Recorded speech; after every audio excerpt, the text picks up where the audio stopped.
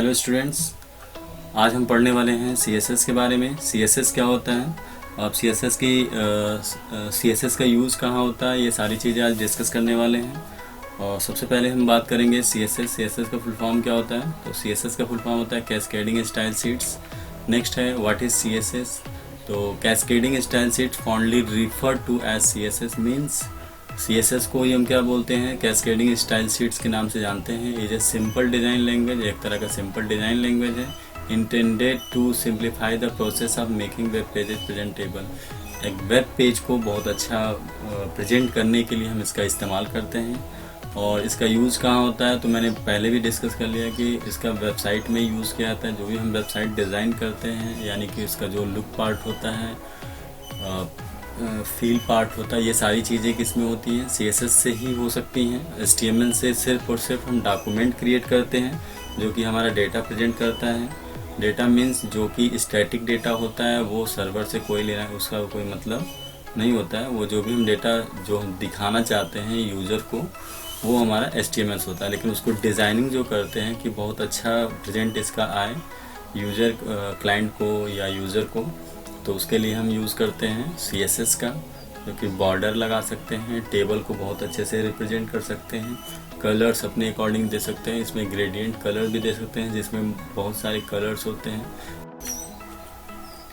अब हम next part की बात करने वाले हैं, एडवांटेजेस, यानी इसके बेनिफिट्स क्या हैं, इसके फ़ायदे क्या हैं। तो सबसे पहले लिखा हुआ है CSS सेव्स टाइम, यानी आपको कम से कम कोड लिखना है और उसको मल्टीपल टाइम यूज़ कर सकते हैं, मतलब उसको आप यूज़ में ले सकते हैं।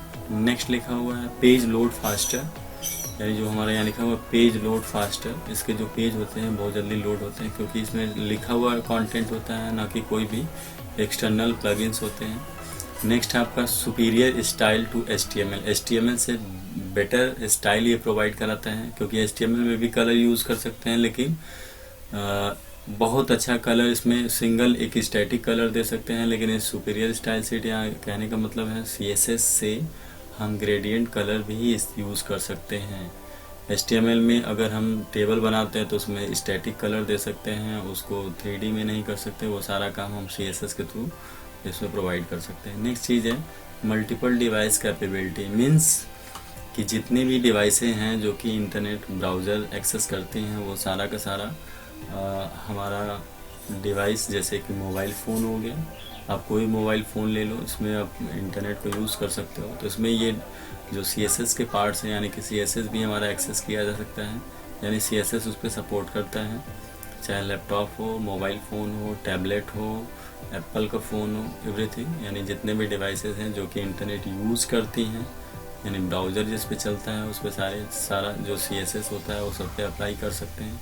नेक्स्ट है इजी मेंटेनेंस, इसको ज़्यादा दिक्कत नहीं होती, एरर को फाइंड आउट करना, उसको डिबग करना और फिर ठीक करके फिर इस पर रन कराना। कोई भी दिक्कत आती है तो उसमें आप इजीली फाइंड कर सकते हो। तीसरी लिखा है इजी मेंटेनेंस, लेस राइटिंग, कम लिखना होता है, ज़्यादा लिखने की ज़रूरत नहीं होती है, सारा टेक्स्ट पे डिपेंड करता है। अब नेक्स्ट हम पढ़ने वाले हैं कि इस कोड को, जो है CSS से कोड है, हम लिखेंगे कहाँ।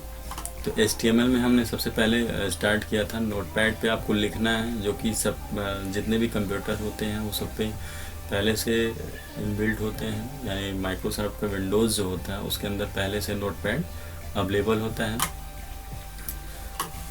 और अच्छे ढंग से लिखने के लिए हमको लेना पड़ेगा नोटपैड प्लस प्लस, जो कि बेटर होता है और आज तक सबसे ज़्यादा यूज़ किया जाने वाला, जो इससे भी बहुत अच्छा एप्लीकेशंस है। लेकिन नोटपैड प्लस प्लस एक ऐसा एप्लीकेशन है इसमें कोई भी प्रोग्रामिंग लैंग्वेज या HTML की कोडिंग या किसी भी तरह की कोडिंग आपको करना हो, जितने भी लैंग्वेजेज हैं वो सारा नोटपैड प्लस प्लस सपोर्ट भी करता है। इसके बेनिफिट्स ये होते हैं कि आपको कम से कम लिखने, जैसे थोड़ा सा डेटा लिखने के बाद पूरा उसका एब्रिविएशन आ जाता है और आप उस पर एंटर करने के बाद पूरा डेटा आपको लिख देगा, आपको कुछ करने की ज़रूरत नहीं पड़ती है।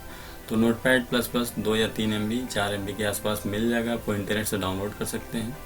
एक और सॉफ्टवेयर है जो सबलाइम इसको बोलते हैं, ये भी आप यूज़ कर सकते हो।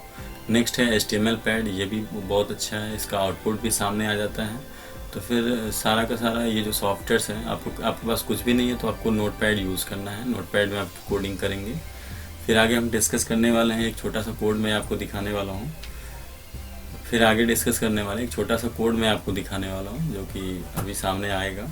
और उस कोड में कैसे CSS का यूज़ करना है, वो सारी चीज़ें हम डिस्कस करने वाले हैं। सबसे पहले हम यहाँ पे देखते हैं कि हमने HTML की कोडिंग की हुई है, और HTML की कोडिंग के साथ साथ मैंने इसमें CSS भी ऐड किया हुआ है, जहाँ पे यहाँ पे लिखा हुआ है स्टाइल कलर ब्लू। और इसका मैं रिज़ल्ट आपको दिखा देता हूँ। ये आपका रिज़ल्ट है, जो भी कंटेंट आपका दिख रहा है, ये लिखा हुआ डेटा जो भी आपको दिख रहा है, corona get out from India, दोनों लाइन जो लिखा हुआ है, ये दोनों को दोनों कहीं ना कहीं डेटा ये HTML में जो भी डेटा लिखा हुआ वही डिस्प्ले कर रहा है। और यहाँ पे जो रेड कलर दिया हुआ है, तो HTML के कुछ कलर एट्रीब्यूट्स हैं जो जिसका इस्तेमाल किया है, और यहाँ पे जो ब्लू कलर दिया हुआ है CSS के द्वारा यूज़ किया गया है। तो हालांकि कलर रेड यहाँ पे भी कर सकते हैं, इसमें भी कर सकते हैं, तो कोई प्रॉब्लम नहीं है, दोनों का सेम ही है, इसमें कोई डिफरेंट नहीं। फिर कोड पे हम चलते हैं, और कोड में हम देखेंगे कि इसमें सबसे पहले हमने HTML लिखा। तो HTML लिखने के बाद हम उसकी क्लोजिंग टैग भी क्लोज कर दिए। यहाँ पे स्लैश यूज़ करते हैं, जो भी टैग ओपन होता है वही टैग हमारा स्लैश से क्लोज भी होता है। इससे पहले आपने स्टडी किया ही है।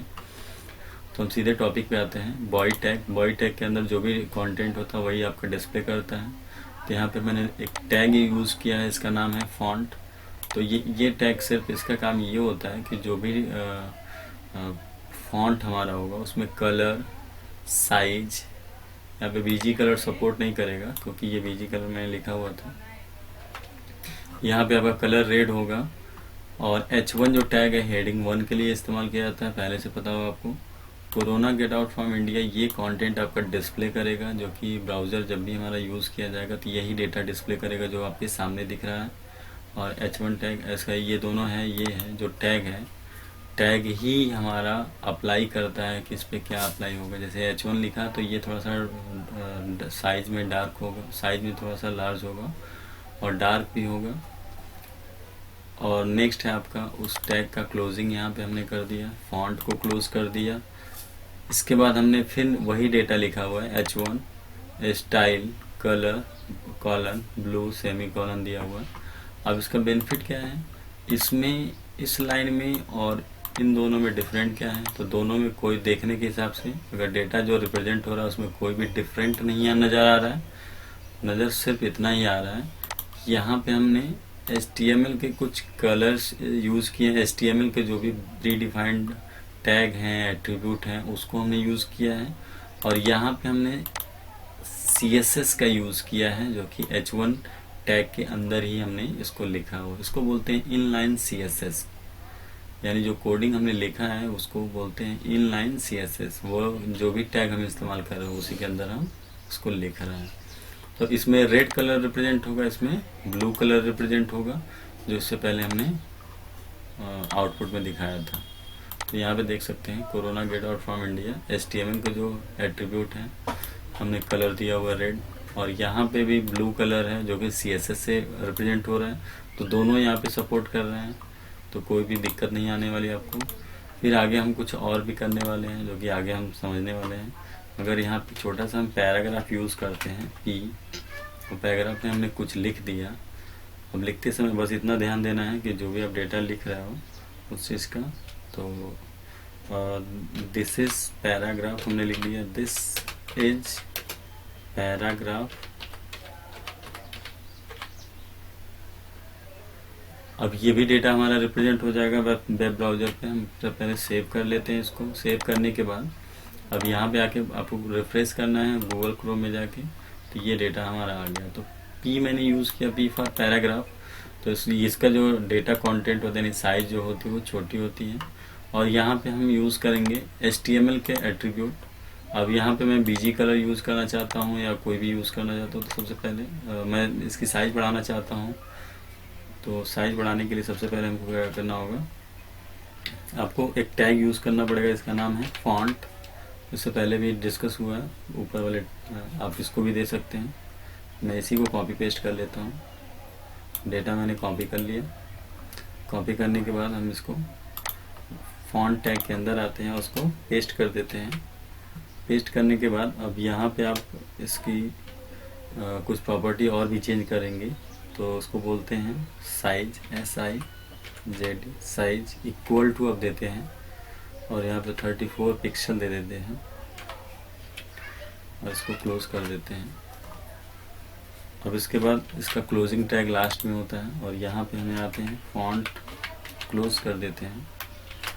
इसके बाद इसको आप सेव कर लेते हैं, फिर आते हैं आप ब्राउज़र पे और इसको फिर डिस्प्ले करते हैं। तो साइज़ भी बढ़ चुकी है और कलर भी हमारा क्या हो गया, रेड। तो ये हेडिंग नहीं है, रहेगा हमेशा पैराग्राफ। लार्ज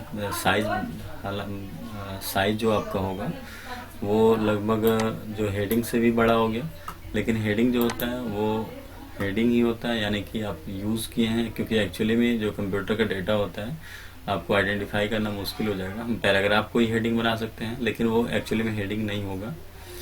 हेडिंग पार्ट जो होता है आपको लिंक भी यूज़ कर सकते हैं, जैसे आप उसका PDF भी लेते हैं तो हेडिंग पता चलेगा ये हेडिंग है, और उसका एक तरह का नेविगेशन भी बना सकते हैं। लेकिन पैराग्राफ को साइज बढ़ा करके आप हेडिंग बना लेते तो ऐसा कुछ भी वो उसका कोई भी नेविगेशन नहीं बनने वाला। नेविगेशन मीन्स होता है कि आप हेडिंग बाई देख, जैसे लेफ्ट आपने अगर PDF कोई पढ़ा होगा तो उसमें हेडिंग्स बहुत सारे टेबल ऑफ कंटेंट्स होते हैं जो सबसे टॉप पे होते हैं, टॉप पेज पे। उस पेज में आप क्लिक करते हैं तो डायरेक्ट वो विजिट करा देता है उस हेडिंग के पेज पे। अगर आप पैराग्राफ बनाते तो वो पॉसिबल नहीं है। तो यहाँ पे हमने देखा छोटा सा कंटेंट जिसमें लिखा है फॉन्ट कलर रेड। अब यहाँ पे कलर हम चेंज कर सकते हैं। यहाँ पे मैं कलर कर देता हूँ पिंक कलर, और इस पर कलर को देखते हैं पिंक ये अप्लाई हुआ है कि नहीं हुआ। तो यहाँ पे आते हैं, आप रिफ्रेश कर देते हैं तो ये पिंक कलर में रिप्रेजेंट हो रहा है, आपको सामने नज़र भी आ रहा है। अब यहाँ पे थोड़ा सा और कुछ काम करने वाले हैं। यही सेम वर्क हम क्या करते हैं CSS में भी यूज़ करते हैं। तो CSS में भी लिखना पड़ेगा, तो हम इनलाइन CSS यूज़ करने वाले हैं। P लिखना होगा, फिर इसके बाद हम देते हैं स्टाइल, लिखते हैं स्टाइल। इसके बाद आप लिखेंगे स्टाइल में जाते हैं कौन सा एट्रीब्यूट यूज़ करना है, तो हम यूज़ करते हैं कलर। अब कलर के बाद कॉलन ही यूज़ करते हैं, इक्वल टू यूज़ नहीं करते हैं CSS में। इसके बाद कलर हम जो भी दे सकते हैं, तो मैंने दे दिया कलर। कलर की कुछ कोडिंग्स भी होती हैं, जैसे एग्जांपल में मैं हैज़ लगा देता हूँ, और यहाँ पे आप अल्फ़ाबेट में A to F यानी 0 से लेकर 9 न्यूमेरिक वैल्यू 0 से 9 कोई भी वैल्यू आप दे सकते हैं। जैसे मैंने 6 7 4 3 टाइम या 6 टाइम भी दे सकते हैं आप। ऐसे मैंने कोई भी कोड दे दिया, सेमी कॉलन दे दिया, और इसके बाद जो भी आप पार्ट लिखेंगे यहाँ पे, जैसे मैंने लिखा है दिस इज माई CSS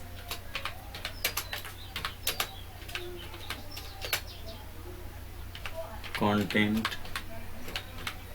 अब इसका कुछ रिप्रेजेंट कैसा होगा वो भी आप देख सकते हैं। ब्राउज़र पे आते हैं तो यहाँ पे आपका डेटा डिस्प्ले हो गया, और जो भी कलर मैंने दिया था वो कलर तो है, लेकिन आपको ब्लैक कलर नज़र आएगा। तो इसकी साइज़ हम थोड़ी सी बड़ी करते हैं। तो यहाँ पे हम एक जो इन्वर्टेड कामा के अंदर लिखा है फॉन्ट साइज लिखते हैं। फॉन्ट आपको लिखना होगा फॉन्ट साइज। फॉन्ट साइड में वहाँ पे मैंने दिया है 34 पिक्सल, इसको भी 34 पिक्सल कर देते हैं। सेमी कॉलन देते हैं हर कंटेंट के बाद आपको, यानी एक स्टेटमेंट कंप्लीट होने के बाद आपको सेमी कॉलन यूज़ करना है। इसके बाद इसको सेव कर लेना है। सेव करने के बाद फिर ब्राउज़र पे जाते हैं, उसको रिफ्रेश कर देते हैं। तो ये भी थोड़ा सा हल्के में ब्लू कलर में, डार्क ब्लू कलर आया है, क्योंकि हमने रैंडमली कोई भी नंबर रिप्रेजेंट कर दिया, क्योंकि सब में कुछ ना कुछ कलर्स होते हैं। जैसे एग्जांपल में अगर हम देते हैं, जैसे F दे दिया, फिर F दे दिया, फिर 6 7 8 3, ऐसे रैंडमली कोई भी नंबर देते हैं।